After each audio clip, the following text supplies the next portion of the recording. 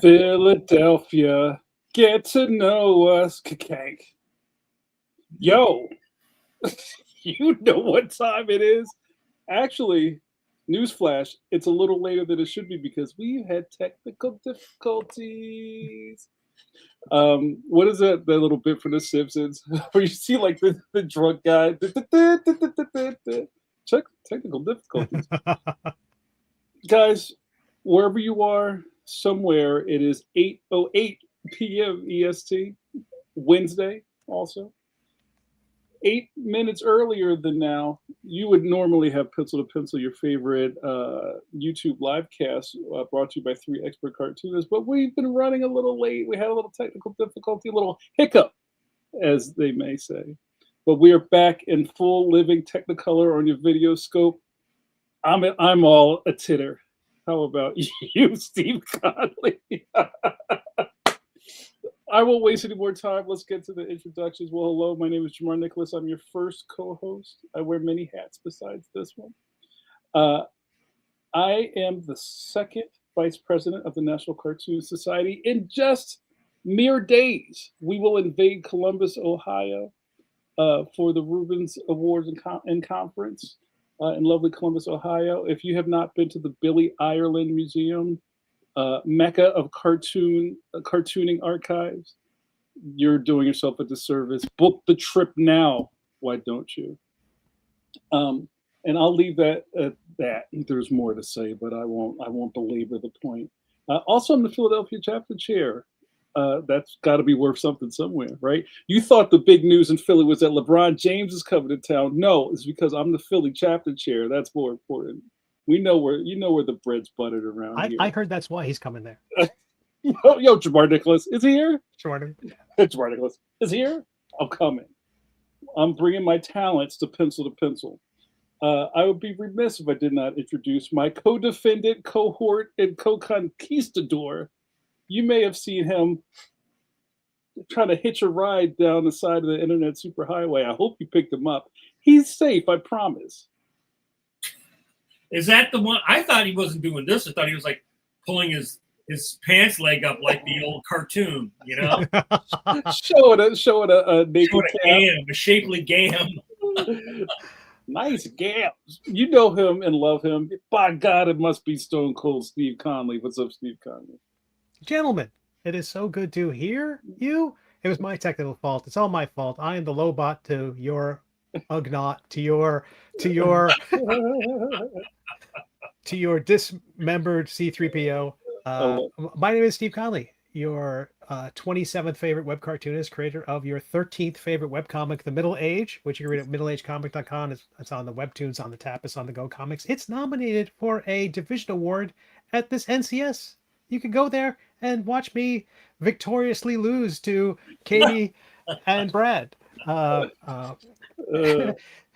I would be remiss if I didn't introduce the Tower of Power, Manny Hour, Too Sweet to Be Sour, the maestro of mark making, Darkhawk's daddy, Drew your childhood. He's Mr. Mike Manley. Hey, Childhoods, all are welcome. All are welcome. Hello, everyone. hey, Mike. And welcome to Nostalgia Lane. Get all your crayons out. Start coloring really hard. A circular fist. You know, get that aggression out with your circular fist. Oh, spirals of rage. Rostradamus would have it no other way, Mike Manley. I saw someone on the interwebs insult someone by calling them a dull crayon today, and I thought that's fantastic. Wow. What was the crayon? Riddle me this, Batman. What was the crayon that you always used up the most? Maze.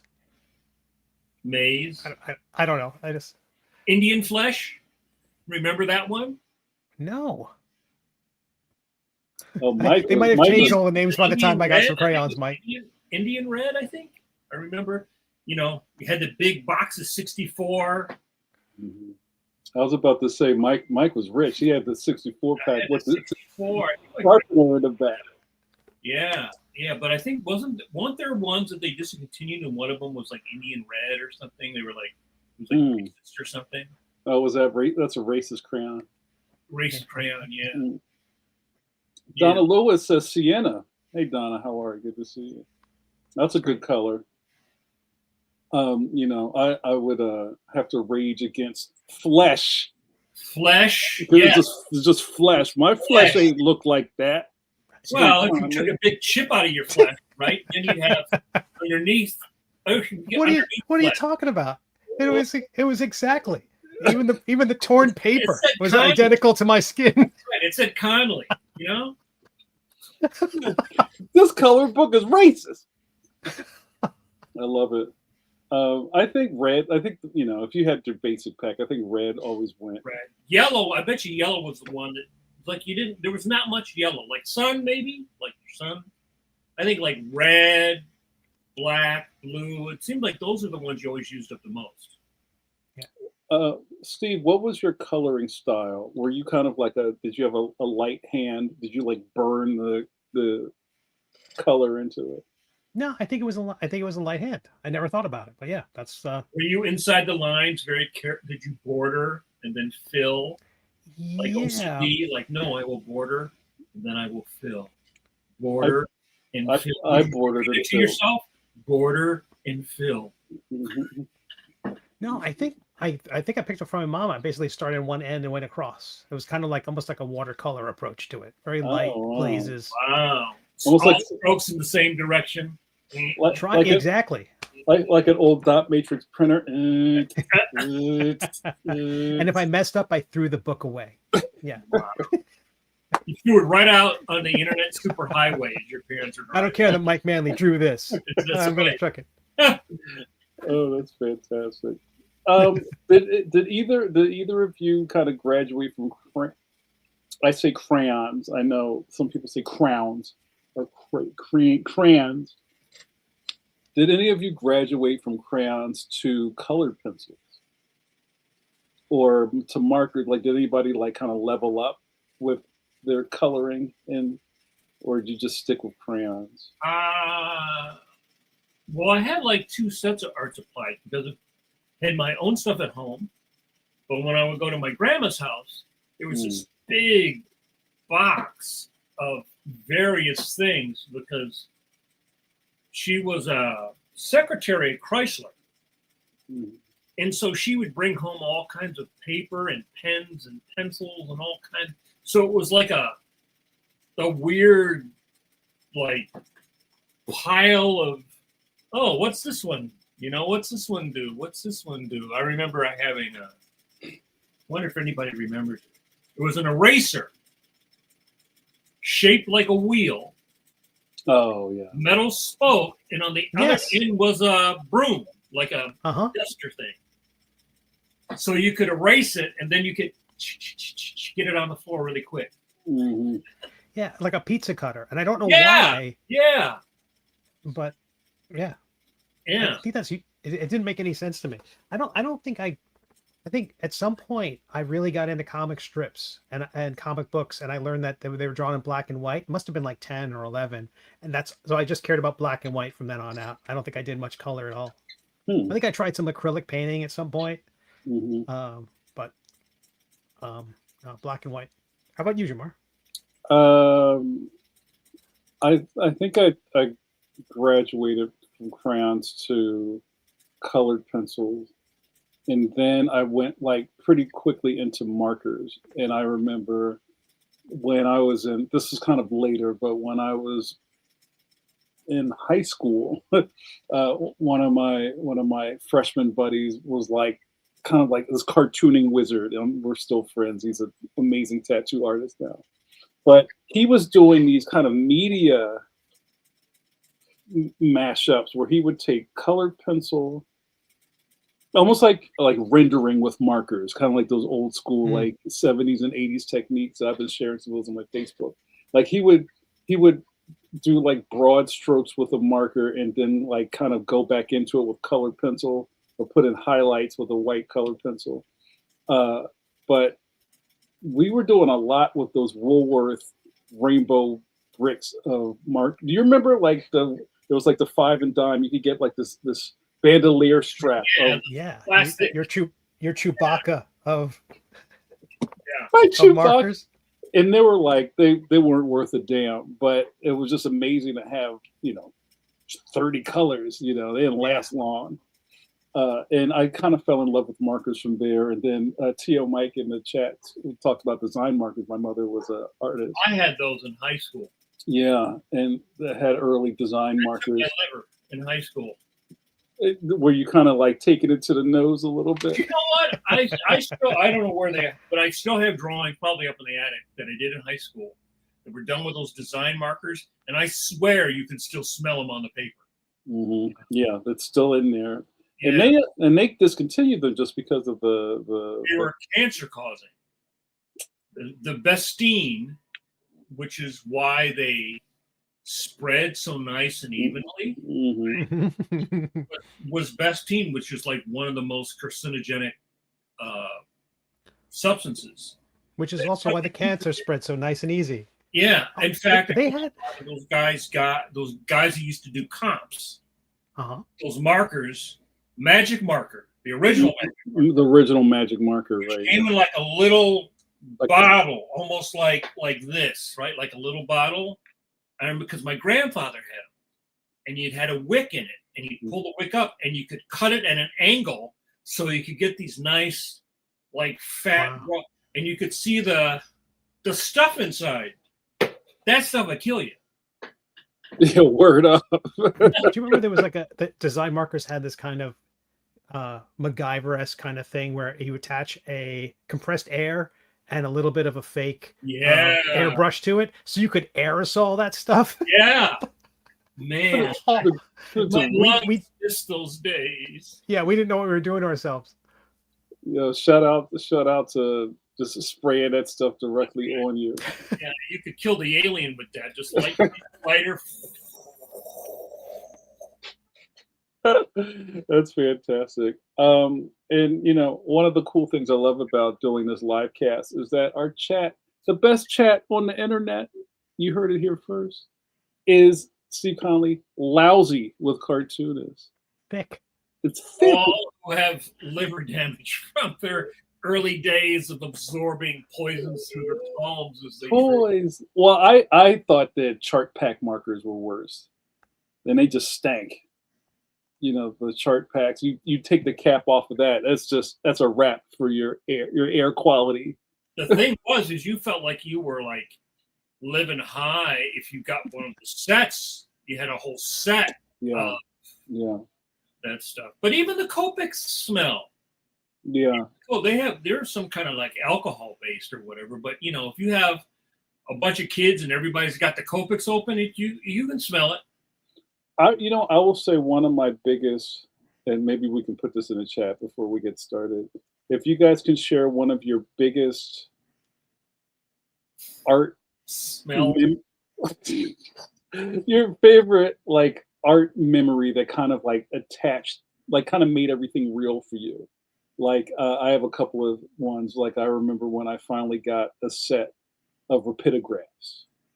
And I remember looking at that set of rapidographs for years in the art supply store, but they were what, like $75 or something like that. Yeah. I didn't get those, and I finally got them, and I felt like, well, I'm a real cartoonist now. I'm going to use a number 6 to make this giant wall. But you had to get, well, in my case, I had to get taught how to use a technical pen, because like you couldn't draw it on an angle. You had to keep it like almost directly. Actually, you could. You could do it on a little bit. Yeah, I got when I was first inking. I remember getting one. You could do it because eventually, your if it had enough ink in it, you could like a 00. You could go to a 0 or 00. Yeah, because I had a friend in high school that had them before I did. And I'm like, what is that? And he did all these great drawings, with that. And Toth used them. A lot of guys used them in the 50s. Rapidographs. Yeah. And shout out. I'm sorry. Go ahead, Steve. But then you just bend the tip of the rapidograph, and then you just your month is ruined. Mike made the noise. Once you break the tip, pause. You go to the store, you buy a new rapidograph, you put it down, it rolls off its desk. Gank. Here in Philly, we call that crimpeting. Like when your ice dessert falls face flat on the icing. No, that's hilarious. I remember my mother. This is. I was probably like in my mid-20s or something. She got me the giant thing of Prismacolor markers, like the one where it came with the racks, where you kind of put them all in. It was probably like 200 markers or something like that. It was crazy. That was a big deal. So I wonder if anybody else has anything like that. I think for me it was really mundane, but kneaded eraser from Orange Front, the art supply store in North Babylon on Long Island in New York. There was just that little. It just felt like this is a professional drawing tool. The weirdest little thing, but it wasn't like an Ames lettering guide. It was a kneaded eraser. Okay. It was just like the first. It was like a professional. That had like design or. Yeah, a kneaded eraser. A kneaded eraser. A kneaded eraser. Yeah. The early smells of working were the design marker, the smell of the Bestine that you would pull into the rubber cement to thin it down for you when you use the rubber, and the smell of the waxer, the hot smell of the waxer for doing your paste up and all that stuff. Now nobody, your studio just has a smell of you because everything's on the computer. If you're smelling something, it's you now. It's not something from Dow. It's you. That carcinogenic is you. You need to get in the shower, buddy. Yeah, buddy. That's what I used to lovingly call freelance funk. Buddy, you need to get in the shower. You go to drop your artwork off. That's right. You go to drop your artwork off, and the art director has a fan pointed away from him. That's not a good look. Well, guys, welcome. You've just survived the banter portion of Pencil to Pencil. The pickleball banter part of the podcast. So I know a lot of you guys who have been rolling with us for a while. You come every week. You hope, like it's almost like you roll the cosmic dice and just hope that Draw and Jaw Draw jaw. Draw jaw comes back up on the wheel. You know you love it. And we're back here to do what we do best, draw. And especially in my case, run my mouth. I excel at it. And if this is your first time joining us, well, hello. You get to watch your 3 expert cartoonists. I almost forgot, Steve Conley. Pinch me, I must be dreaming. This is real. Run our mouths and maybe draw some stuff for your benefit. This live cast will probably end at 9:30 EXT. So if you have any questions for your expert cartoonists, start ginning them up, and we'll kind of slowly get into whatever we're doing tonight. Mike, you got anything on your plate that you're going to work on? Actually, I was going to discuss some of my phantom process from this week. Oh, about my choices. Mm-hmm. So I was gonna show that. Oh, well, okay. Are we doing a lesson, or are you going to work on it while you're? No, I mean it's done. Okay, it's done, but I can talk about why. I'm going to show Tony's script and then show some strips from this week. That sounds fantastic. All right, cool. All right, well, while Mike gets ready, and Steve, did you have anything on deck? No, I saw Mike's note about doing a Phantom, so I was like excited to see it. Hey, this is a cup of coffee night for me. Go ahead, Mike. I'm all in. Wait a minute. I'm all in. Oh, I want to see a 16 Chapel. How you did that, Jamar? Hold on. I want to see you taking your giant cartoon of Leon with the holes poked in it. Your charcoal, putting it up there. You're putting up your cartoon on the ceiling. Well, before Mike gets started, I will say this because I have been thinking about something. You know what's been on my mind lately? You know, it's about Spider-Man season around these parts. I don't know if you heard there's a new movie coming out, and I don't know how the chat feels. I'm a Spider-Man guy. He's always been my guy. That's my guy. Digging deeper, I'm a Peter Parker guy. I love Miles. I'm great. It's great that kids think he's been around for 40 years. He is not. I'm a Peter Parker guy. But I don't know if you saw this. Check out my new shirt. It's got the 77 Spider-Man on it. He's such a weirdo. And I just got a Grail. I don't know if you saw this. Marvel Legends just put out the 77 Spider-Man. Ah! That's Nicholas Hammond right there. Well, actually, it's a piece of plastic. But this is kind of like Nicholas Hammond. And you carved off a piece of his flesh from his crayon and put in a box.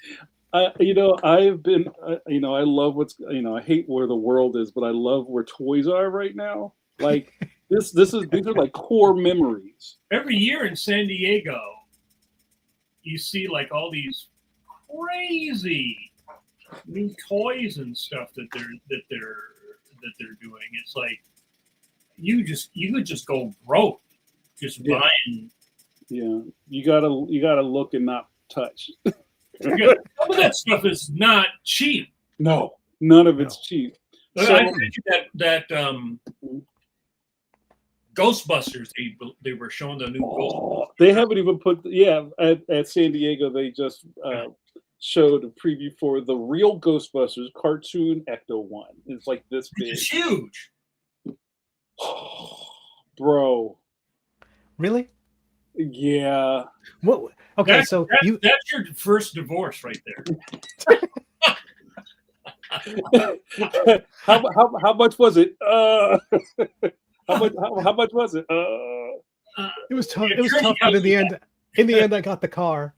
That's right. The attorney comes with that. So what are you going to say, Steve? Say, Steve. So would you have like you suddenly find yourself with one more room in the house? Would you have your Batcave trophy room full of toys? Well, it's funny because like I just kind of fell back into toys. Like what's and I've been talking about this for a while, but like we're in the era of the toy companies have figured out who's actually like kids don't play with toys like middle-aged that. men play with toys.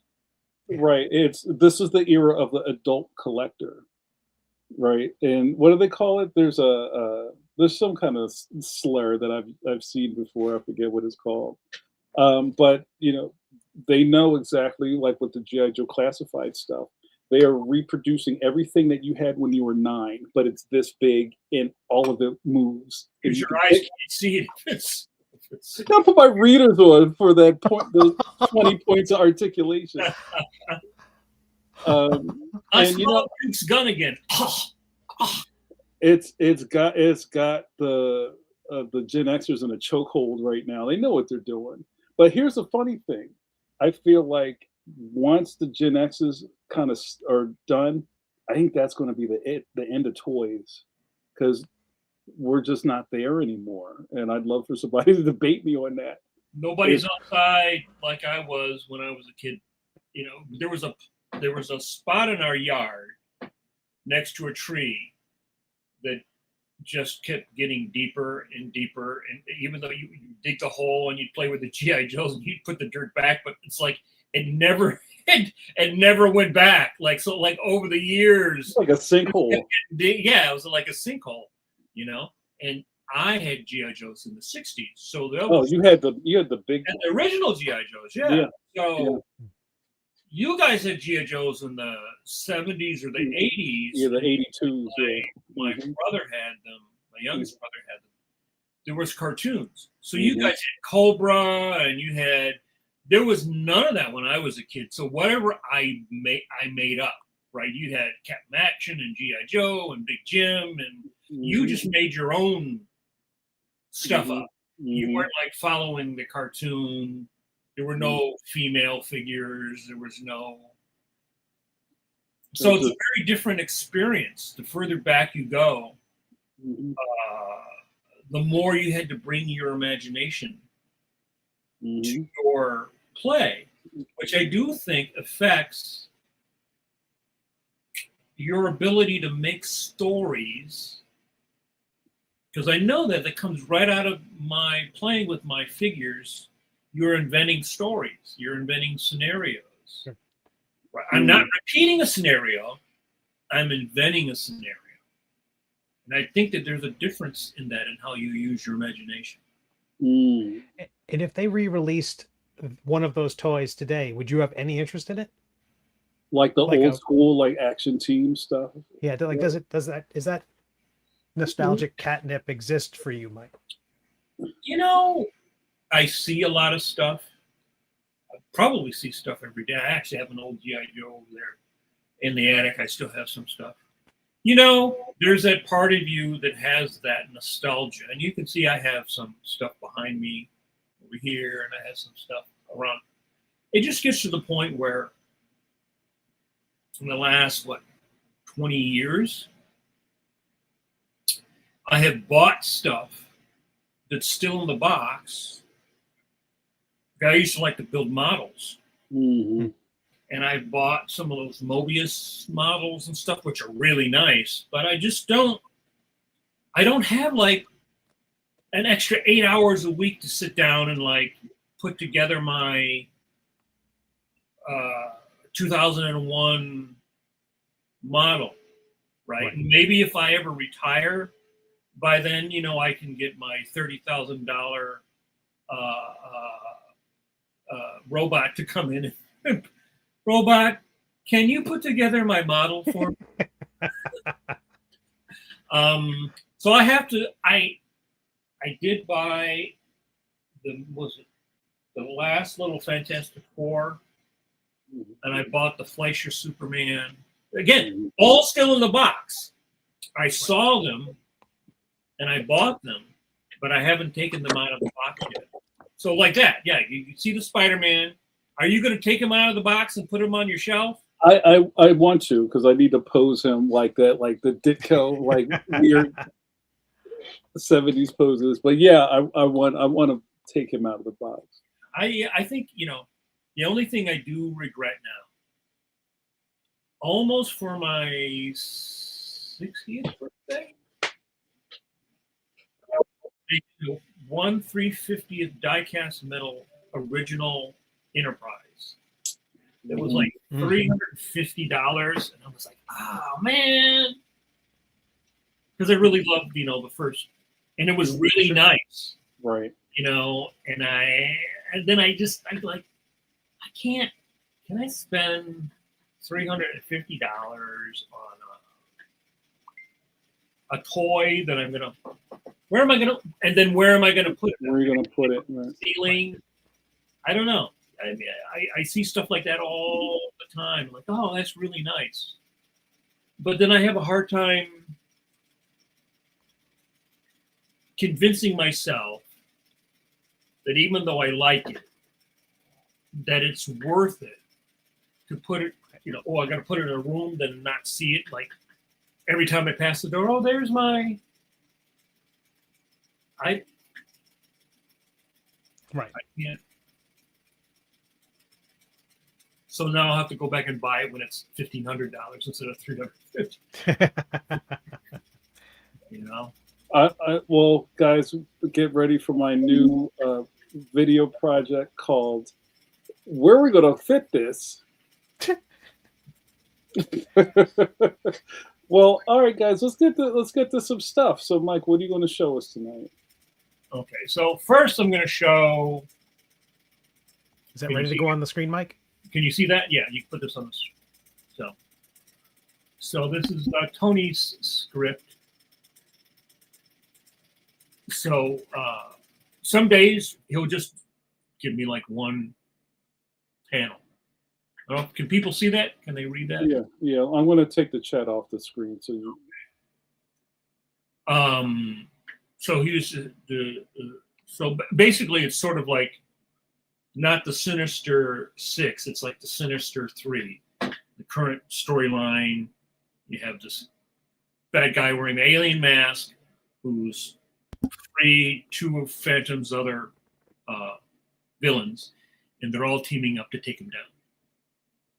So the one bad guy, the Python, who was a character that Tony came up when Paul Ryan was working on the script, he's being herded by these drones that are controlled by the bad guy. And so you can see Tony describes, no amenities, so the Python, who was being driven, saying, go this way, he's having to run from his jungle lair where he was imprisoned. And so he's tired. It's night. And he's going to sleep. And Tony, since he's running, he doesn't have any, he's not laying down on a bed or anything like that. So he describes the scene, and it's a night, and the drones are sort of surrounding him as he's sleeping. And so let me stop to share on that, and then I'll show you what I did. So Tony described him as laying on the ground. And so I'm thinking like, where? So I have to show drones in the perimeter surrounding this guy sleeping on the ground. So I need to see something near and far. That's my brain goes near and far. He's going to be bigger because he's sleeping and we need to see him close enough, or I need to be able to see his body with him sleeping. No, I want to, so I'm looking at, sometimes I'll Google man sleeping, right? Google's good for that. Like you might doodle something and then I'll look at reference. I'll get my idea out. Then I'll look at reference. I'll look at stuff. And I just couldn't come up with something. Also because the format of the comic strip is fixed. If it's one panel, that's the shape I've got. Unlike a comic book page where I could play around with that, right? I'm only going to get this one shot. So I'm thinking, well, it's basically, it's a landscape. It's horizontal. And I wasn't happy with my initial scribbles. And then I got the idea, well, this guy's name is the Python. Put him in a tree. Like an actual python, like an actual snake. And there's no dialogue in this, so I have complete. The only thing I have to do is put in the default date box in our credit box. Everything else is up to me. So the first thing I do is this is digital, so I put those on, and I draw, kind of scribble out a tree. Then I go, oh, I'll put him big so we can actually see that he's sleeping. And then I'll sketch in some trees, and I'll draw a little drone. And then what I did is, once I figured I'd do this one drone, I could put a couple drones in the back. So that's about as tight as I need to draw it for myself. I drew this a little tighter because I wanted to get his face in there and stuff like that. So once I had that in,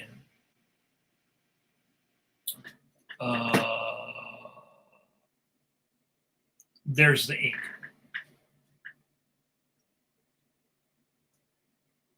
And I ended up making his head a little bit smaller. And then I really like that because then it's a nice clear silhouette. You can see this guy's laying in the tree, put his arm hanging down, because it's sort of thinking like, oh, he's like draped over the limb of the tree. And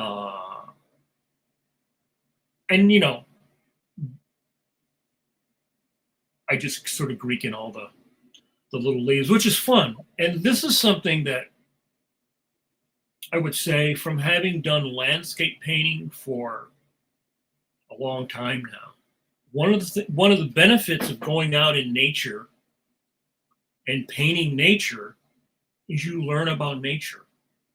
And one of the things that I think happens very often when people do comics and they draw woods or they draw forest, or they don't look at real woods or real trees or the patterns and the rhythms of plants. And most people, when they draw, you say Africa, they just draw like palm trees. Well, there's not palm trees all over Africa, right? That sort of, everybody draws the big fan leaves, right? Well, that's like a comic book convention, and there are like big banana plants.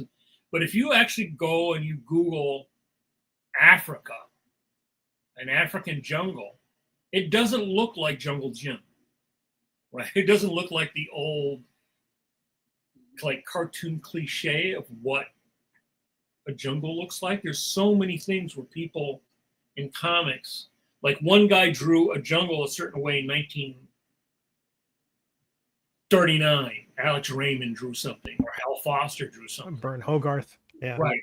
And then everybody Greeks from what they did, right? Everybody, it's like the Romans copying the Greeks, right? So everybody repeats that idea. Oh yeah, I'll go, especially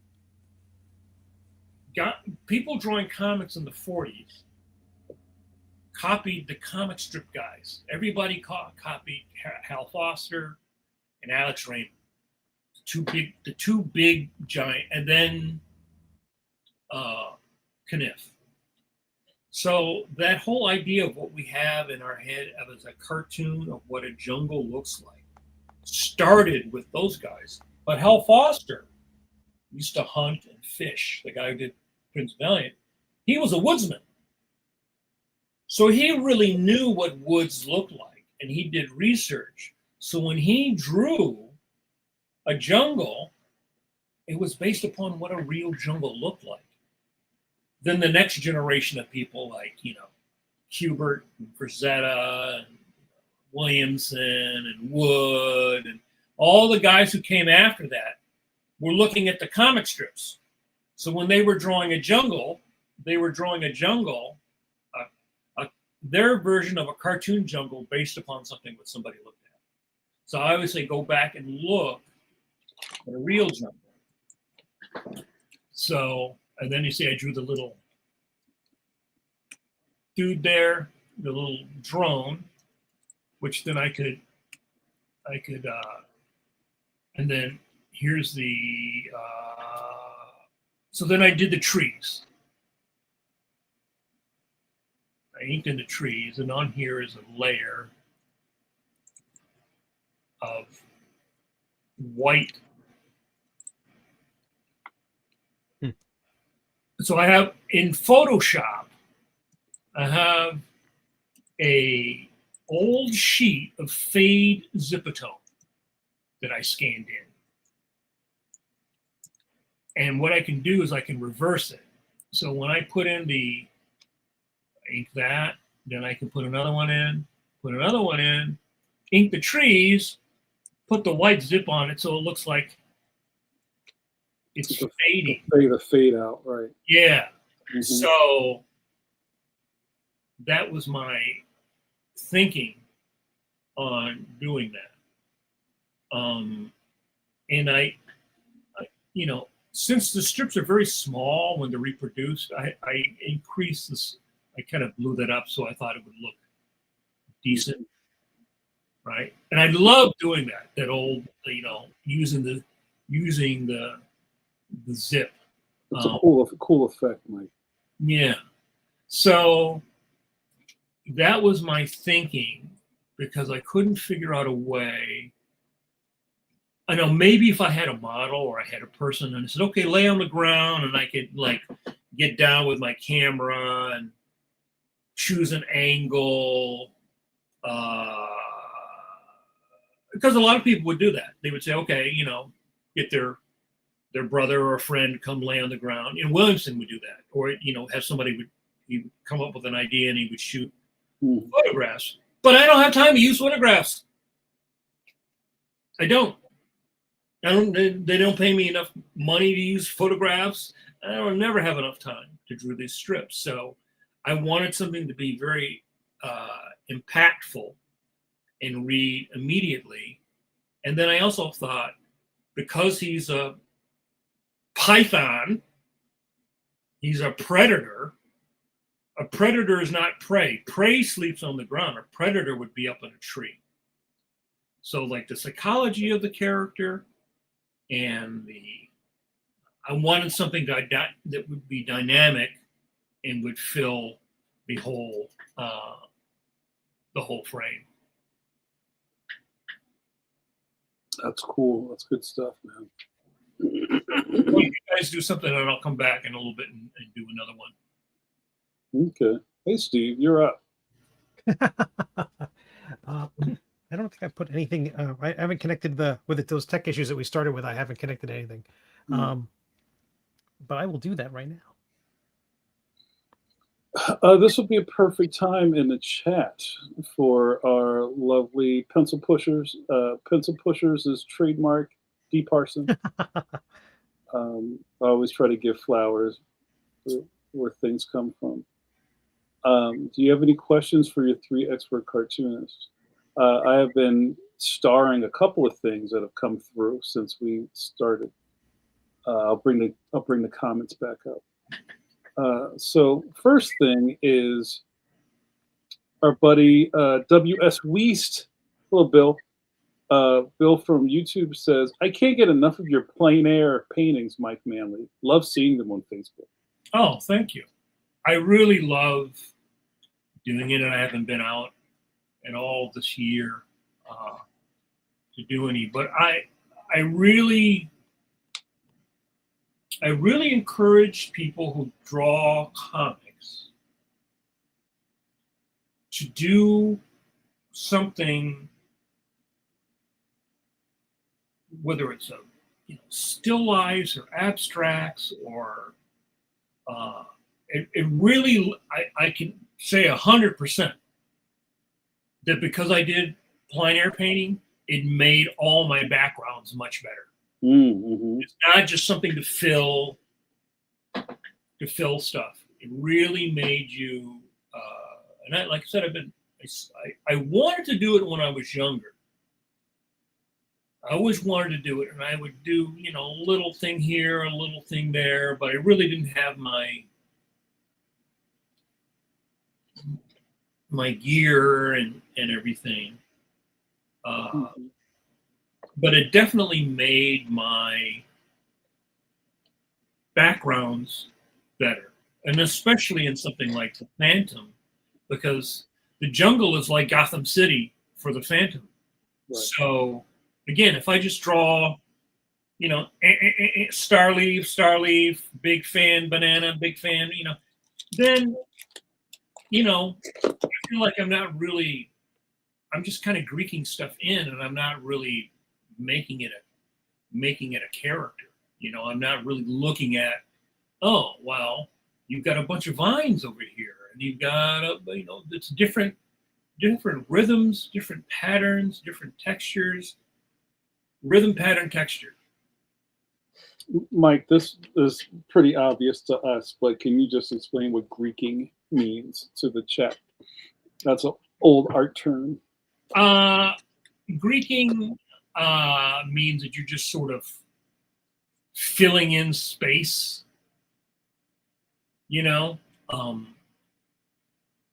like you go, I'm going to draw a tree. Everybody draws a tree, and then you draw the branches and bubble, bubble, bubble, bubble, bubble, bubble, bubble, leaf, bubble, leaf, bubble, leaf, bubble. Don't forget the apple. Right.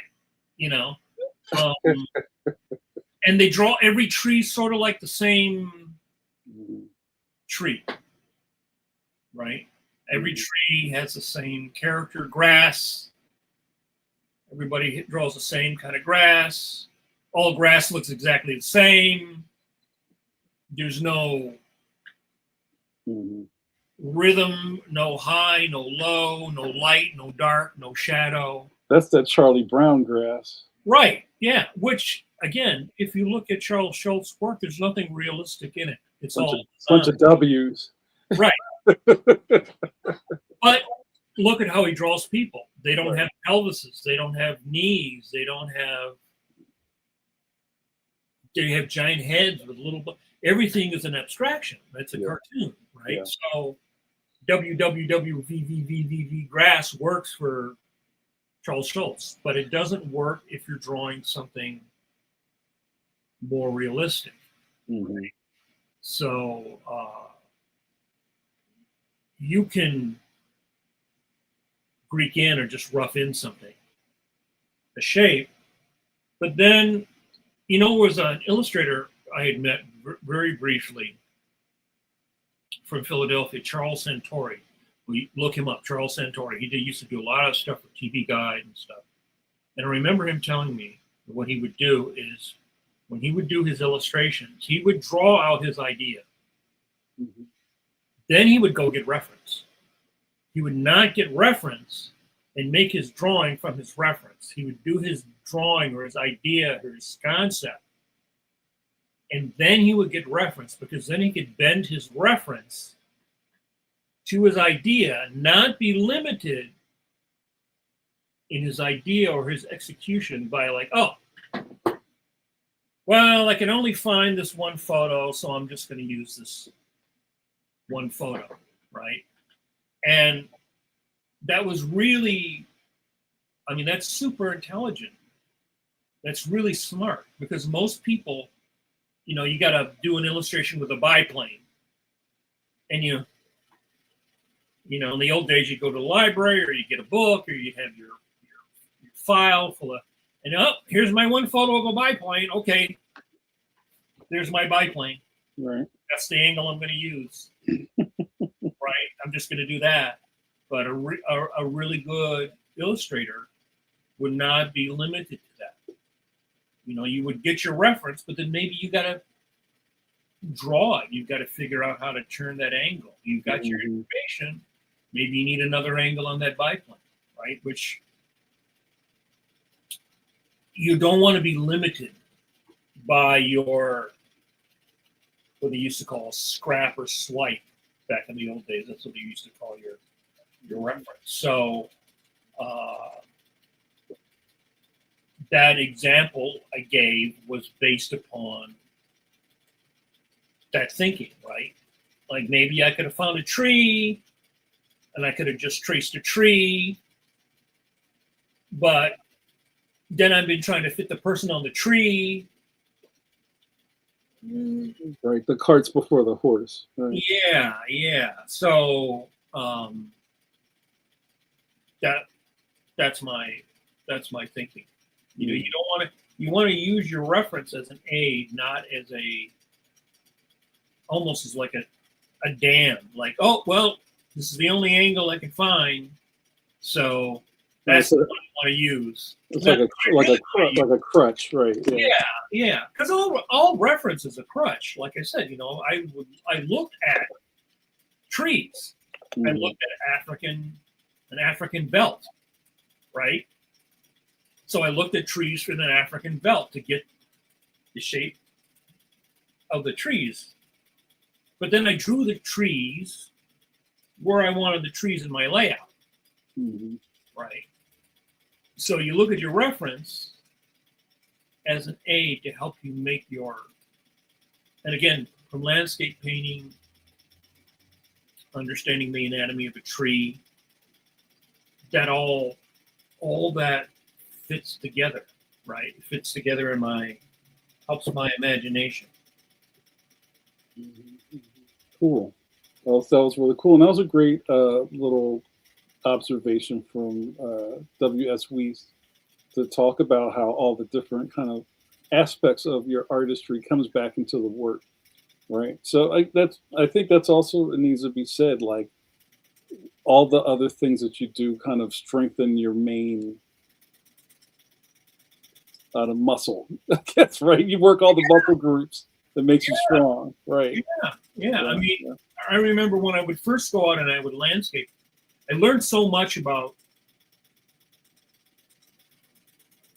thinking and planning in landscape painting, right? Like a lot of very famous landscape painters would go out and do a sketch. They would do a little sketch, and then they would make notes, and then they would go back with their field sketch and their notes, color notes, blah, blah, blah, blah, blah. And then they would go in to their studio and they, like, Beardstad or Thomas Moran or one of my favorites, Edgar Payne, would go back into their studio and they would do this fantastic painting in their studio based upon their plein air study and their notes. So they're combining their observation and their planning and their thinking, and then they would recreate something that had that experience from being out in nature.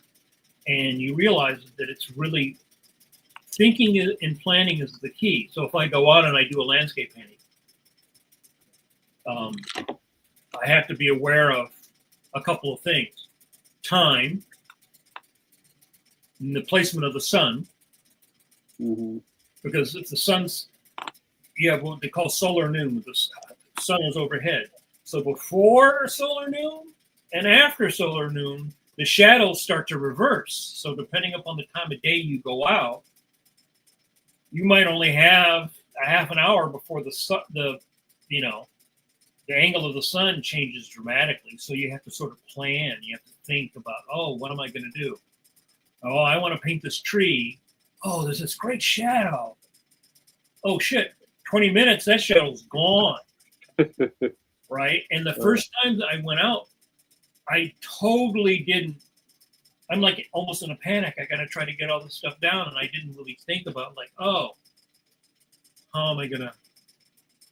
So what do we got here, Steve? I am sketching an upcoming episode of The Middle Age. It's one of the things I thought about when I first created this strip. It was the idea that the character can, it's got a talking sword if you haven't read the strip, and this allows the character and the sword to have a conversation. I only have to draw one character, so I was thinking of economy from the very beginning. Leave lots of room for my dumb jokes, and so this is the very earliest stage. The two of them having a conversation as he is climbing almost an endless staircase. And so my goal is to try to make the scene as interesting as possible, despite it kind of lending itself to a talking head scene. I'm trying to make it as interesting as I can swing it. Have you Usually written out the dialogue? Yep. The dialogue can change. I do rough it all in. I have a sense of what the punchline is going to be and where it has to land. And knowing full well that I could tweak it between the time I finish inking it and the time I do the lettering. What I'll do is I'll take this rough stage. Once I get it to a rough sketch stage, I take it into Photoshop and letter the whole thing. And if I have to move things around in Photoshop, I will, like adjust the size of a figure. But it's always thinking about, the flow of the dialogue from left to right. Trying to vary figure sizes and emphasis. So there's a close-up, an establishing shot. I mean, I know this is going to be binged as a single reading experience, but because I'm also delivering it in installments, it has to have that establishing shot just to kind of give people their bearings. So yeah, I'm just mostly trying to move the camera around so the camera's up a little bit higher in this shot, coming down, and there's stairs this way. I'm making up the architecture of these staircases while I go. It doesn't really matter. They're basically coming up from a sewer system up into a city. And so there's going to be some perspective coming back to a vanishing point that's probably somewhere like around here. Then it'll be coming through an archway, and then the staircase will bend back into the distance way back there. All of that will be covered by word balloons. So I will not put too much effort into how I render that. I'm going to get away with a simple single silhouette panel. Mm-hmm. The classic silhouette. Yeah, it frees up some drawing time when I'm not, mostly not because of the drawing. I'm always drawing the figure anyway and then silhouetting it. It saves time in the coloring stage where I'm not going to be polishing every, hit little rosy nose and a little glint of light on each eyeball. Well, there's also the psychology or the reason why you choose an angle of the angle of the shot, but also if you're on your character, then you have a far away shot, which gives perspective. And then then you come back in closer. So you start middle, you go out, you come in, and then what will the final shot be? Well, I think what's going to happen is, as I'm doing this, the final shot is going to be closer to this. It's going to land with the sword giving him, a zinger, a bit of a burn, and he's going to look askance at the sword as the sword gets the last word. So that's like the last beat.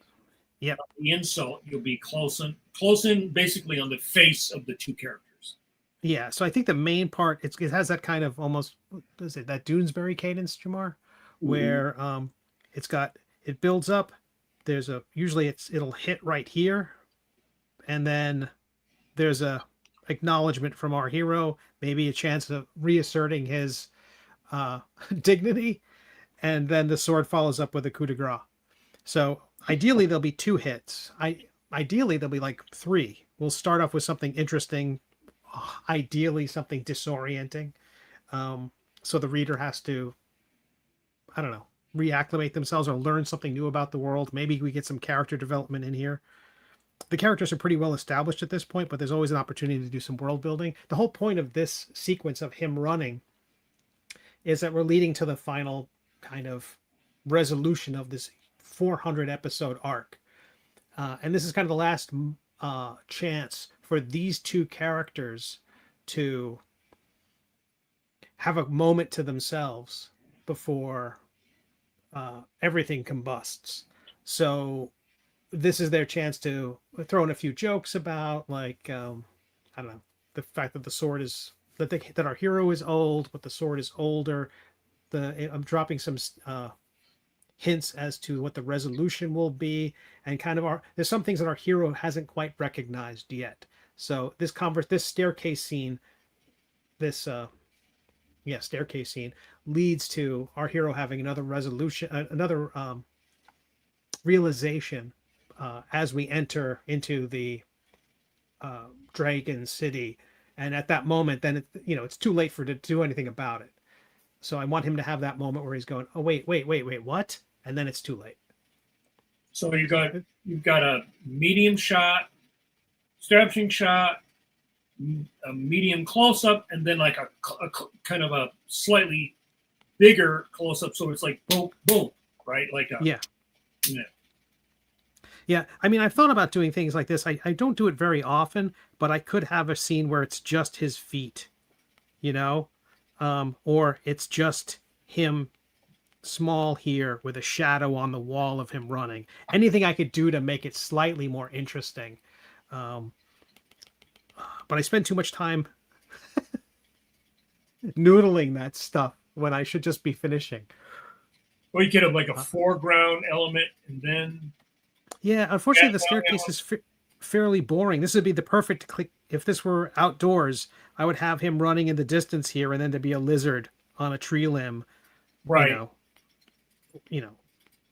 Framing the shot with him running in the foreground with the Greeked in trees and environment. That's the word of the night, Greeked in. Greeked in.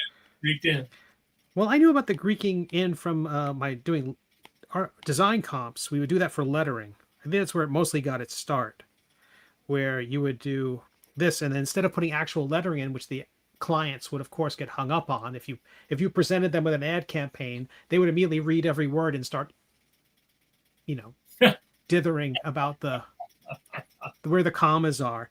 So you would start with this, and then you'd basically put in your writing, the fake lettering. So they called it Greeking, and I think that's where it came into play, because it kind of looked like Greek. Right. It's just like a placeholder. Yeah. Let's see what's going on in the chat. The chat is always quiet when your three expert cartoonists are on the go. But I have a couple of things. Somebody asked me something? Yeah, we asked you something already. Oh, okay. Mister. Well, there's a couple things, but give me one second here. Our buddy Tim Fielder, what up, Tim? This is for Steve. Hey, Steve, I'm always fascinated how you utilize 3D with a paint over. Do you use that for your backgrounds as well? Beyond Nomad, what software do you use, if any? I haven't used 3D for environments, not since like Astounding Space Thrills back in like '98. I used to use some 3D tools to make the environments. I actually used it again when I worked for Star Trek for IDW. I found a 3D model of the bridge of the Enterprise, and so there were a few angles, so I knew where to put all the knobs and dials and whose station goes where. Mm-hmm. But I haven't used it for the Middle Age, so 10 years now I haven't used any 3D modeling for backgrounds. I use it for my paintings, as you mentioned, for the paint overs for things like my D&D books, my D&D compatible books. That usually comes out of cowardice. I have a good sense of, and also efficiency. I sculpt these figures for purposes of turning them into 3D models, miniatures that I am able to sell as part of my Kickstarter campaigns, my crowdfunding campaigns. But the 3D lets me light them so that I can have some dramatic lighting for the design. I'm almost always I'm really happy that more and more I'm less reliant on the sculpts. I was using the sculpts as models to teach me how to draw things, but I find that the more beholden I am to the model, the stiffer it looks. So I have to take, because there's certain practicalities in designing a model. It has to bear weight. It has to be able to print and not have too many supports. And those practicalities get in the way of a dynamic image. And also I worked on that Frazetta book last year, and that has messed up my brain. It's such a passionate way of painting. That's counter to my let's create a perfect sculpted model, and then once I've lit it perfectly, let's bring it into another computer program and paint it. So yeah, that's changed how I've done things.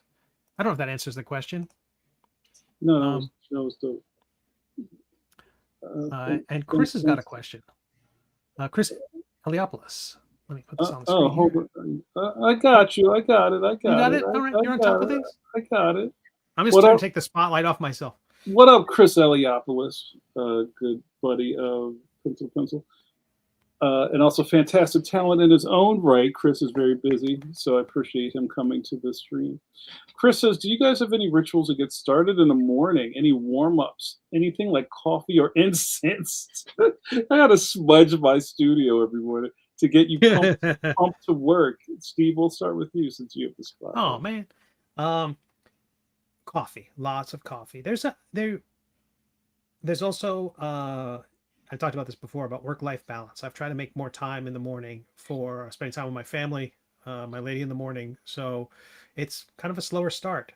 Watch some YouTubes and drink some coffee, and after that, the schedule is usually emails first, and then when I get into the drawing, then emails and writing, then drawing, and so that it's not using the pencil until 2:00 or so. But it's a lot of taking care of all the other stuff I have to take care of, and I kind of get that out of the way and let my brain unfog. And by the time I'm drawing, I'm fully into it. And try not to draw too late. But that's my warm up is getting all the other stuff out of the way, so I have a clear path to getting drawing done. Thanks, Steve. Mike, what about you? What's your morning ritual? Well, it's always coffee. Then usually I do a lot of my social media posting usually in the morning. There's some podcasts that I listen to.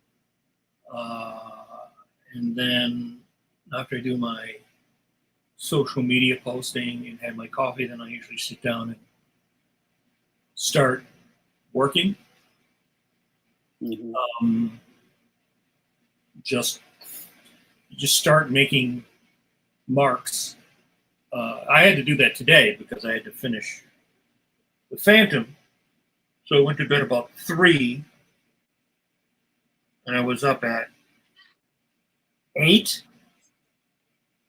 because I had to get the stuff in, the last 2 in today.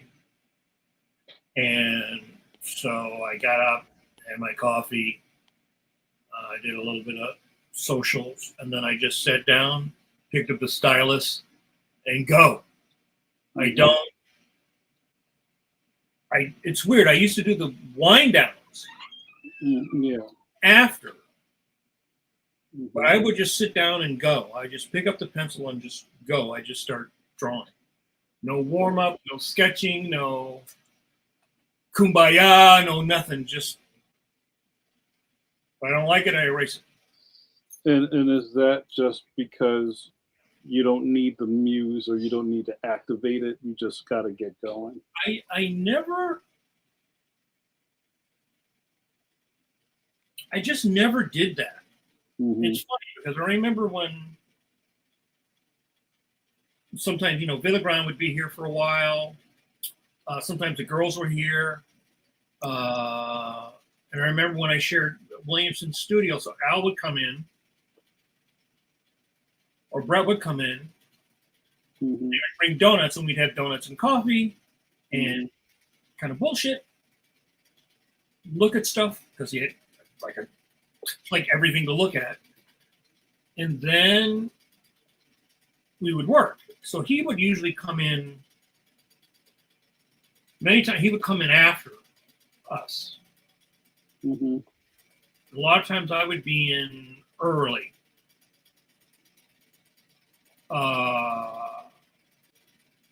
I would just sit down and start drawing. Mhm.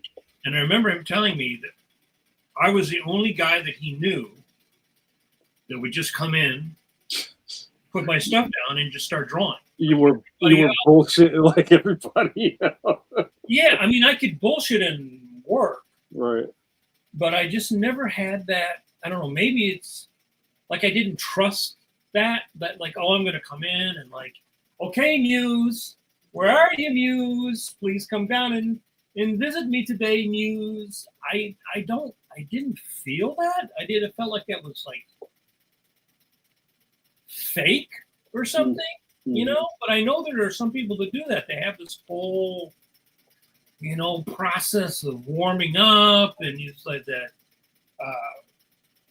procrastination, as they call it, you know, where you like do everything else. Okay, now I'm drawing. I've fucked around and done everything else I could possibly do. I've had 19 cups of coffee. I've looked at this. I dusted the floor. I do over here. Okay, now I'm gonna draw. I just like I maybe just it's just my personality. It's like, no, I'm just gonna sit down and draw. Just do it. And if you have it, it will come out. And if you don't have it, it will come out. And if it comes out and you don't like it, you just erase it and you draw it again. It's like I never felt like I didn't want it to be this weird, precious ritual. Like, oh, I have to, you know, face east and bow my head and, you know, tap dance backwards or something. That not precious about the process. Just get to the process. The sooner you get to the process, the sooner you will have something good or bad or ugly. And a lot of times, you know, it's ugly, but that's just part of the process.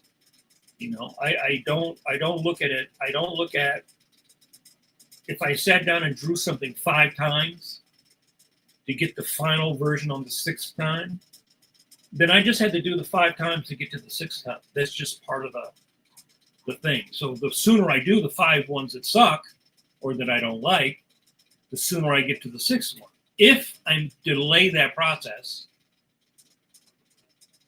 you know. Mm-hmm. I don't know if that answers. What about you, Jamar? What's your ritual? I know you usually like to sacrifice a small animal of some kind. A small baby. You gotta pull Spider-Man first, just right. You know what, I think I've talked about this a little bit. I keep office hours, and even if I don't want to say ignore it, but I use that as kind of like a template for where I need to at least be in the chair and thinking about what I'm doing. Come in and throw your hat over the. Roll up my sleeves and get the Greek in. So now, so my thing is really consists of, and I started this a little while ago. I think I started this in the pandemic, and I don't do it all the time, but I like a quiet start. Like I don't want to get like jostled awake by like a blaring alarm or like sirens. Like I will need a sweet whisper. Good morning, JN. Good morning. Let's have a good morning. And one thing I do when I come to the studio, I haven't done it lately, but I started following all these YouTube channels of like, I guess you would call it like what is it, like cat TV? or dog TV, you know, like those channels where there's just like a squirrel, like foraging in the forest, or there's birds just landing on something and eating bird seed. I love that, right? And I just kind of like, I just listen to the. Wow, you turn on your nature videos. Yeah, my nature video. But I have standing 2 cups of coffee. I have the first cup of coffee, and then the real cup happens exactly after that. Get the primer just to make your hand move to get to the second cup. I got to prime the pump, and then I get started. And just like you guys were saying, I don't really have a muse. I don't have a stack of things that would get my dopamine going. I just kind of got to get to work. But I know that I get super distracted, and it's good, especially in that kind of nature time, that I like make a list if I have to. If things are really out of control, I got to start writing stuff down. But for the most part, like I know I have, I have to get through this page, or I have to. You have your internal list. Yeah, but then if it starts to spill over, I need to write it down. Like, well, maybe more to prioritize, or if I don't forget, but it may turn into being later in the day. Like, say I have to go to the post office, and my ADHD will tell me to go to the post office immediately 5 minutes before they close. What do you have all day to do it? Line, and it's like 90 old ladies with like 45 boxes. Yeah, it's different country. It's like that dopamine hit. It's like I'm gonna wait to the exact last minute and then Indiana Jones my way into it, like rolling under the gate right before they close it. But making friends. That's so great. But yeah. Oh, Chris asks, Jamar and Mike, you don't use a glove like Steve when using this Cintiq? No, I don't. I've tried it. I tried that, but it actually made my hand hurt more than not using it. So yeah, I don't want to shame Steve, but they don't fit me. I've had to cut the trigger fingers out, like I was like Rambo or something. I can't. Those things are too small for me. I do have to break it in a little bit, and then I have it tailored. I have it brought in. I have to have it. Oh. Yeah, put some darts in it. I love it. Silk lining. But yeah, it just makes my hand sweat. I never really got into it. My assistant Sandra uses one, and I just. Yeah, I know other people that have one. I think it's because my board is flat. I talked about this. So when I draw, traditionally my board is angled up, lap board. When I draw on the tablet sits on my lap. It sits flat. So there's no carpal tunnel. I don't have any stress on my arm. Well, that lap board has kind of done that for your whole career, right? Yeah. So no, I angle my drawing board for traditional, but then my whole arm is moving, right? When I'm working on the tablet is laying flat, my arm is down, and I don't have any carpal tunnel. I tried in the beginning to angle. I had that arm. Oh, you got the ergo arm, right? I borrowed an ergo arm. I put my thing on it, and it immediately gave me problems with my arm. Yeah. It wasn't for you. Right? So that no. I had another buddy who I think told me about it, and then I got one, and then another buddy, I said, "Oh, you got to get this. This changes everything." And she was like, "This sucks. I hate this." I sent it back. So it's so funny how everybody's thing is different, So I love that Spider-Man. Oh, thanks. This is trying to be my 77 Spider-Man. There's not enough disco in it. I think the worst thing about the 77 Spider-Man is J. Jonah Jameson. It's like he just so doesn't look like J. Jonah Jameson. He was like Dabney Coleman. We would have made a better one. Yeah, it wasn't that. Well, the original guy wasn't. That was the guy that was the boss on Bewitched, right? What It is was Darren's boss on Bewitched. He had like a white afro or something. It's like he's had a white puffy afro is the exact opposite of J. Jonah Jameson. You know, I think it's so funny that there are people that don't, I don't know, that didn't even know that that existed, that TV show. You know, I just saw a video on that today, and you know why most people don't do it? A, because they only did a few episodes, yeah, it wasn't. and then CBS switched it around in its time slot on purpose so that people couldn't find it because they wanted to kill it. That's They crazy. wanted to cancel the show. I believe you. It's diabolical, as the kids say. All right, we got a couple more questions before we run out of time, and this has just been a chill draw and jaw, right? We're just kicking it. Tio Michael asks, why do they keep changing Superman's symbol? Is it trademark reasons or something else? Mike, you got an answer? I think it's marketing. Why do they do all that stuff? Because every time you put on a new Batman, you get more Batman to merchandise.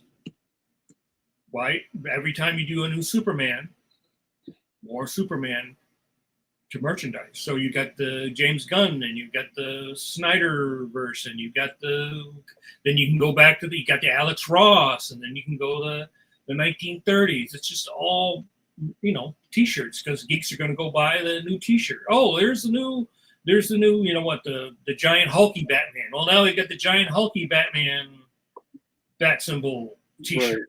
Right. This is a outer space Batman. Exactly, with a little Saturn ring around the bat. Oh, hey, there you go. That's why the 60s had the yellow symbol around the bat symbol, because they could trademark that. How was that? Is that, well, nothing surprises me, but is that the story? Well, because just an outline of the bat, I think, was too generic. Wow, that's wild. All right, hold on. I'm about to start deep focusing. Let me pay attention here. Okay, thanks, Tio Michael. Next, what else do we have here? Oh, here's one for you. W.S. Weiss comes again with, have you guys played with Illustrator's ability now to do turnarounds? I will answer that no. I really don't. I mean, if I was on a gig that I had to do stuff like that, I would do that. But for the most part, I'm not doing turnarounds for stuff. I'm just doing my thing. I think it's cool that some of this stuff exists, and we're not necessarily talking about AI stuff, but I don't know. I would kind of, if I could answer for Mike, you just do the turnaround. You know what I'm saying? That would almost be like a challenge to me. Like, have I figured out how to draw this character and, front, back, profile, 3/4? And am I proficient at it rather than having it get generated? I think it's cool. I think all this shit is cool, but I don't necessarily need to use it. Steve, what do you think? Yeah, I've seen the examples that they have, and they seem to be tailor-made to make that function optimally. I don't. No, I kind of avoid it because of its generative qualities. Mm-hmm. Yeah, if it requires a live internet connection, I'm not sure if I don't know. I don't think I want to use it. So, and also I've not opted to upgrade to Adobe's generative AI package. I stick with the non-generative AI stuff. So now I haven't had a chance to play with it, but it's a neat technology. I don't know if I think they have to call everything generative AI. So I don't know if it's not something that if it's a function Illustrator can do native, at some point. That would be, I might dip my toe in to see how it works. But I don't even know how to use Illustrator. Yeah, when I was teaching, I was kind of deep in it, and I thought it was neat. And I've had some buddies over the years who were like wizards. Yeah, Like like if you, Alberto. yeah, like Alberto's a perfect example. Like they're like sorcerers with it. It's such a magic trick. If you're really good at Illustrator, you can do anything. I never But, had a reason to ever use it. yeah, Like I had it, like I remember getting it in the beginning. You got the Adobe Suite, but it's like I'm just drawing, so I'm not making logos. I'm not. In fact, when I made my own logos, I drew my logos by hand. I would just draw them really big, yeah. And back then, you could use Adobe Streamline to just trace it. Yeah, I remember Stream. Shout out to Streamline. Right. So yeah, no, I don't know how to use Illustrator. I'm like really stupid with certain stuff because I don't use it. And the thing about doing turnarounds is I did them from the beginning, but the old-fashioned way. Because the thing with turnarounds is you got to cheat sometimes. Mm-hmm. You got to go like, oh, if you turn Race Bannon's head or Johnny Quest's head, you find out when you turn that head, oh, the back of that head is way 3/4. It looks good. right. On the side, it's like, whoa, what? This guy's got like an alien head. It's like his head is like way too long. So there's always that give and take and tuck and everything of like turning stuff around. So, I mean, I'm sure people. The promise of it is with the Illustrator, because it's all vector, is that so you create a figure, let's say a figure from the front view. Their examples are all kind of this modern, geometric, advertising looking cartooning. But what it'll do is it will do generative AI produce a full rotation of the thing and then export those pieces as separate, each one of those frames of the animation as a separate Adobe Illustrator object. I'm sure it'll make mistakes. I'm sure it'll put ears in front of each other or next to each other or something like that. I don't know how it layers objects, or there's probably going to be a technique to better build your your AI Illustrator, .ai, your Illustrator file. Not right. Not Adobe Illustrator, not. Yeah, you build your Alan Adobe Iverson. Illustrator file exactly in a specific way to better support that generative turning. But the idea is once you have all those pieces separated, you can then tweak the individual ones. But the idea is like tweening, it is meant to get you part of the way. And because we use tweening all the time in a lot of these not AI, but in all these animation programs where you have two keyframes and then it tweens the middle. It never resourced the server farm in the past to do that. But this is kind of doing that in 3 dimensions. We're not like crapping on Illustrator. I'm just like the original question was just like, do we use turnarounds? And I was just saying no. Right. I'm not saying Illustrator is evil. I'm just saying yeah. And I'm saying that technology is promising if it can be done, without Wi-Fi, with no internet connection. If you could do it with a tool in your lab and not farm it out somewhere. Well, this week, on my Facebook, like every other ad is an ad to get your character. You send them the drawing and then it'll make a little AI thing and you can get your little 3D figure made, and they'll send it to you, right? So I suppose for a lot of people, if you've got your little character that's like a little fun thing and you can tweak it or whatever, I don't have any use for that because everything I do is basically drawing, and I have done character designs and I have done turnarounds, but it would probably take me longer to try to learn one of those programs to do it. Yeah. Before I would be able to do it proficiently enough, because that's always the problem I have. right? I draw all the time. So whatever problem I have drawing it's actually fairly easy because it's just drawing. If I have to learn to use an interface, then to learn how to draw on the interface, that slows my whole process. I was just trying to learn harmony, which is a pain in the ass. That's the Toon Boom animation. Oh my God, it was just killing me because I'm sure I could learn it, but I'd have to start out like a baby, right? I'd have to start and like make a ball and put a thing on the ball, and then right. You can't do that when you're on the job, right? So like when I first started using the computer and you first started learning Photoshop, Photoshop was basically pencil, eraser, layers, simple.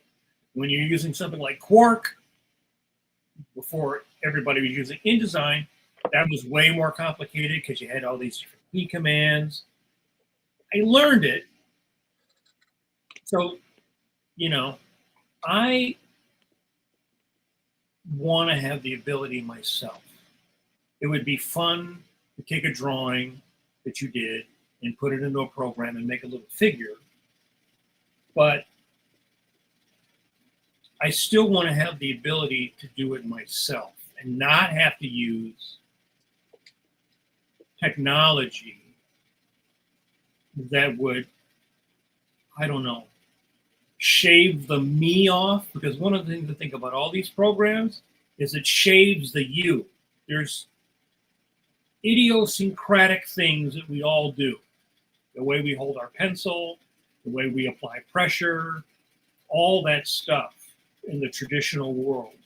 That when you use the digital world, it smooths it all out for good or for bad.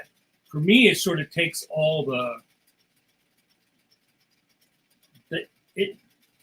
it averages out the individual, which is a trade-off.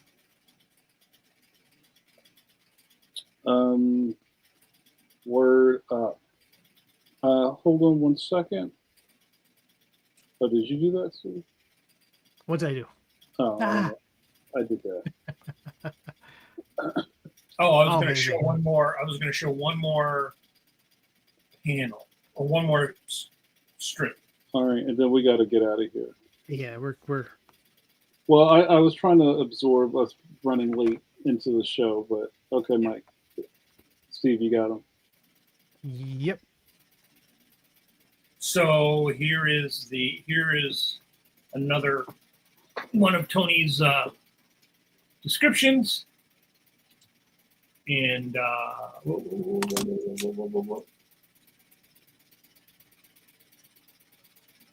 so devil, which is Phantom's wolf, sees one of the things, and then the Phantom has gotten off the horse. So let me share so that was the description. And okay, so here is the rough, and then I reuse the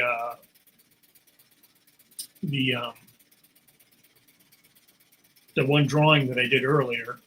Whenever I can reuse like that, like I'll think sometimes, well, if I do this 3/4 view of that drone, so I knew I could reuse that from the previous time I drew it, and then I Greeked in the wolf, and then and they're supposed to be very foggy, so you can't really see anything. So I really quickly roughed that in,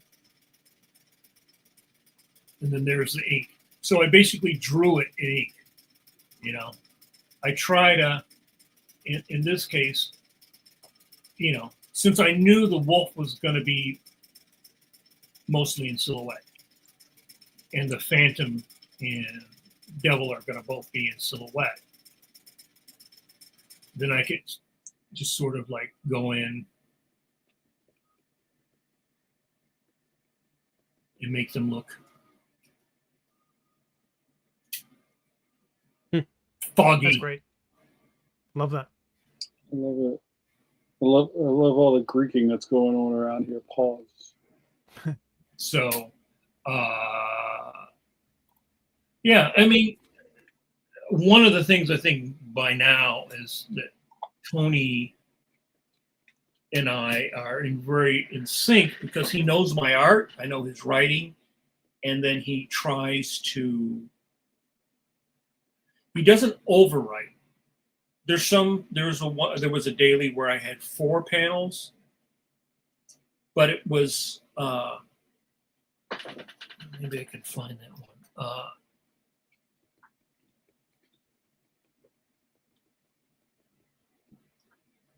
But he's very well aware of the limited space that we have. Okay. Do we have another question? Do we want to get that in there while Mike's Yeah, I'll do it. So our last question of the evening, and time is of the essence. So hold on one second. Where'd it go? Sorry guys, give me 1 second.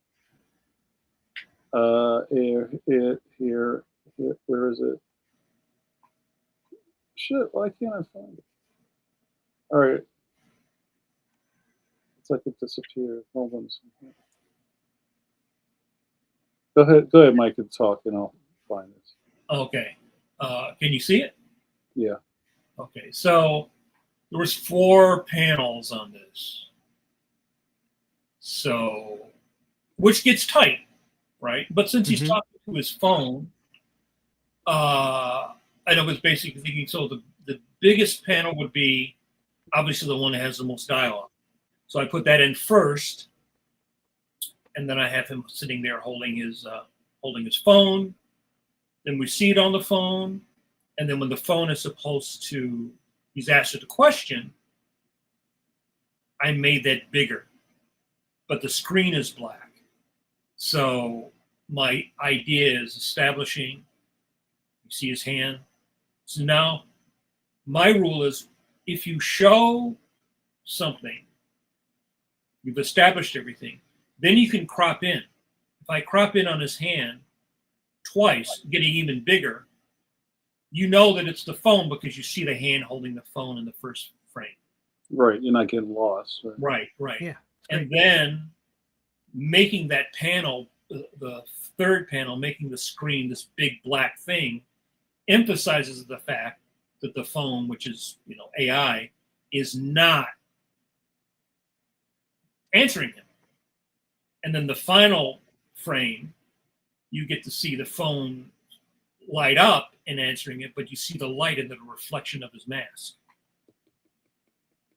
So boom, boom, boom, and then you pull back out, and then you see the 2 characters. You see, so it's a 2-shot, 2 close-ups, and then a 2-shot. With the phone being the other character. Love it. Nice. All right. Here's our last question, and we're closing the books. Jamal Flores, what up, Jamal? Says, have you ever created a digital work and wanted to sell the physical copy and then had to recreate it traditionally, like a copy of a book cover that digitally exists only? I will ask you two, which probably both of you probably have experience with this. Steve, why don't you go first? I haven't gone. If I know I want to sell the artwork, I make sure the physical object is part of the process. That way they're getting what they're getting. I did that with the cover of Archie, with the Star Trek comics, with I didn't have a physical I didn't have the physical final of the Adventure Time covers I've done. They were done in Illustrator. But I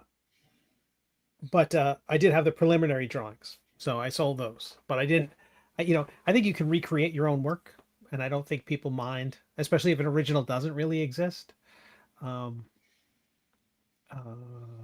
But I haven't yet done that for the purposes of selling one. Okay. You, Mike? The only case that I could say that would be something similar is when I inked Mike Waringo, Spider-Man. I inked blue lines. So he had his pencils, Hmm. which I printed out on Blue Line and I inked, and then scanned them and loaded them up on the Marvel server. So no, I think if I felt that the original would be important enough that it would have value of me selling it, I would start in the beginning and do it as an original rather than a recreation. Yep. Same. Mm-hmm. All right, guys, that's it. Thank you, everyone. Pencils down. You know how this works. Thank you so much for hanging out with us. We went a little over tonight because we started late, but we try to honor our hour-and-a-half run time. So thank you so much for hanging out with us. We're not exactly sure what we're doing next week because I'm going to be on the road, but maybe your two expert cartoonists will do something, or maybe I'll have a surprise cameo. Who knows? Let the fates roll the dice. We'll see JAMAR flying. Boy, are my arms tired. But thank you guys so much. I hope you enjoyed that. And keep your eyes peeled for what happens. If you like and subscribe and hit the alert bell, you'll be notified when we go live. So you'll have no excuse. How about that? And don't forget our Patreon. Don't forget our Patreon. Mike, did you get a URL yet? No. But yeah, go just, you know what to do. So, all right, guys, you know who it is. You know our patron saint of Pencil to Pencil, the Sorcerer Supreme, Dr. Walnuts. It says, hey, Stone Cold, Nostradamus predicted all of this. And you know what he predicted, that we are in the end game. So it'll behoove you all as we go into that cold, dark night to wash those curvy hands. And we sign off for the evening. Guys, thank you. Pick up pencils, draw like your life depended on it. We'll see you next time.